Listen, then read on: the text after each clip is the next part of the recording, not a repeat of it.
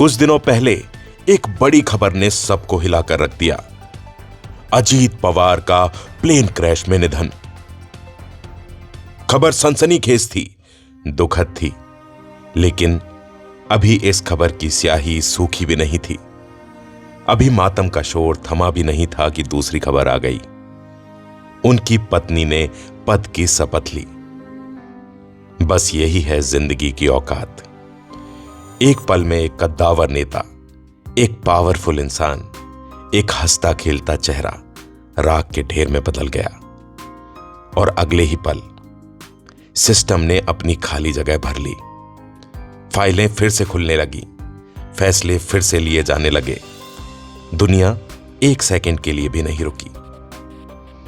यह घटना सिर्फ एक खबर नहीं है, यह तुम्हारे और मेरे लिए कुदरत का सबसे बड़ा रियलिटी चेक है, कुदरत का सबसे बड़ा तमाचा है। जिस कुर्सी के लिए आज आप अपनी नींद, अपना सुकून और अपने सपनों को दांव पर लगा रहे हैं, उस कुर्सी को आपका नाम भूलने में शायद 24 घंटे भी नहीं लगेंगे। राजनीति हो या कॉर्पोरेट जगत, नियम एक ही है, the show must go on. आज आप हैं, कल कोई और होगा। हम सब एक बहुत ही बड़े भ्रम, एक इल्यूजन में जी रहे हैं। हमें लगता है कि हमारे बिना ऑफिस का काम रुक जाएगा, हमारे बिना वो प्रोजेक्ट फेल हो जाएगा, या हमारे बिना दुनिया का पहिया घूमना बंद कर देगा। लेकिन मेरे दोस्त, सच्चाई यह है कि कब्रिस्तान ऐसे लोगों से भरा पड़ा है जिन्हें लगता है कि उनके बिना दुनिया नहीं चल सकती। चाहे आप किसी कंपनी के सीईओ हों, कोई बड़े राजनेता हों या अपने घर के मुखिया, जिस दिन आप नहीं होंगे, आपकी जगह भरने के लिए कोई ना कोई तैयार खड़ा है। आपका पद, आपकी पावर और आपकी दौलत, ये सब किराए के मकान की तरह है। जब तक सांसें हैं, तब तक चाबी आपके पास है।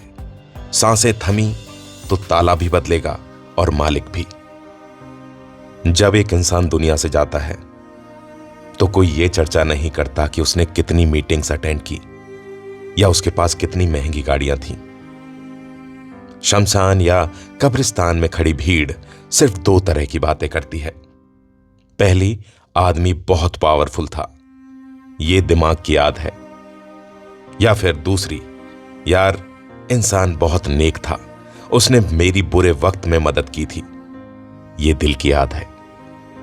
दोस्तों, पहला वाक्य सिर्फ एक फैक्ट है, लेकिन दूसरा वाक्य एक लेगेसी है, एक विरासत है।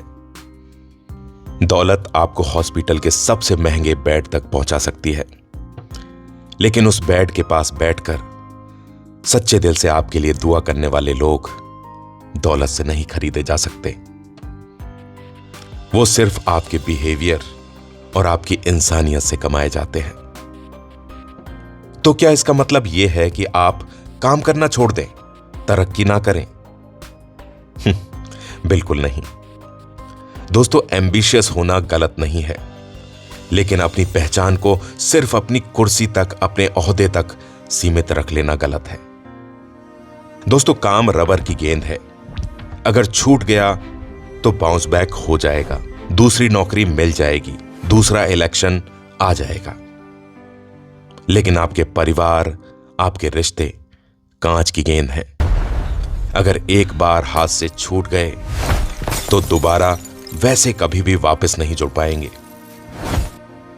अब आपको यह तय करना होगा कि आप सक्सेस के पीछे भाग रहे हैं या सिग्निफिकेंस के पीछे। सक्सेस आपको दुनिया में मशहूर करती है, लेकिन सिग्निफिकेंस आपको लोगों के दिलों में अमर कर देती है।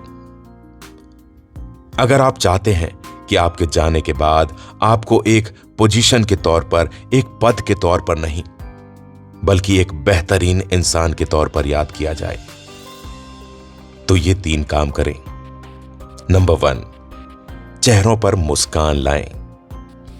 दिन में कम से कम एक काम ऐसा करें जिससे किसी और का बोझ हल्का हो, चाहे वो आपका जूनियर हो, आपका ड्राइवर हो या घर का कोई सदस्य। दूसरा, पद का नशा उतार दें। जब आप ऑफिस से बाहर निकलें, तो अपने टाइटल को वहीं पर छोड़कर आए। घर पर एक पिता, एक बेटा और एक दोस्त बनकर आए, बॉस बनकर नहीं। तीसरा, जुबान में मिठास रखें।